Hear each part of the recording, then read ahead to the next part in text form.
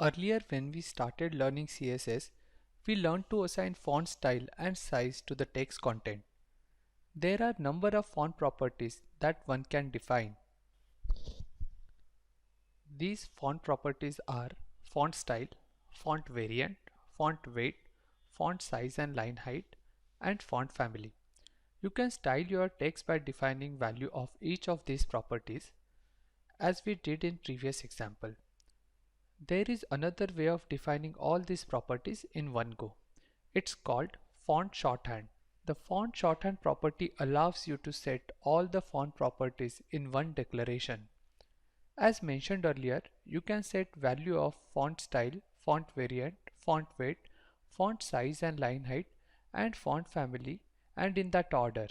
The font size and font family is mandatory. Let us see how can we use font shorthand property.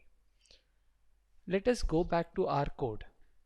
I would like to use font shorthand property on content within H4 container. Let us open our style sheet. We are not using any particular styling for H4 container. You would see that we are styling our sheet using body selector. Since the content I plan to apply text styling is within H4 container, I will add H4 selector. This is how we will add the style statement. Let me explain what this piece of code means. Italic is value of font style. It can take number of values such as normal, oblique, italic, inherit, etc. You may choose to skip it, and the default value, that is normal, will be assigned. Next, small caps is value of font variant. It can take values such as normal, small caps, inherit, etc. In this case, we are using small caps, so all the text this styling is applied on will be displayed in lowercase. Again, you may skip specifying this value and normal would be assigned by default. Next value you see is for font weight.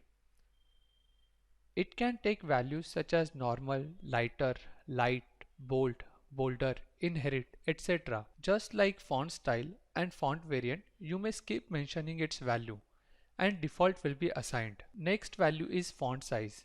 We have mentioned it to be 28 pixel. If you are using font shorthand property, you must define value of font size property. You may also define line height by adding a forward slash next to value of font size. You can mention line height in pixels. Arial, sans serif that you see is value for font type. You must have noted that we are mentioning two values here and they are separated by a comma. Here, if browser is not able to display the content in Arial, it will display the text content in sans serif. And if even sans serif is not available, it will show the text in the default browser font. You may mention as many font type as you wish. All you have to do is separate all of them by comma. Let us see the output of our HTML file. You would see that the styling that we defined for H4 selector is applied on that text. Applying font shorthand property saves you writing few words of text, but often it could be difficult to remember the order. One wrong mention of the value could mean that you would end up styling your text differently. We recommend you avoid usage of font shorthand property and explicitly mention each property value as we have done in earlier examples. I do not plan to use this styling for H4 container, therefore I will remove this CSS property that I have added. In this lesson, we learned how to use font shorthand property.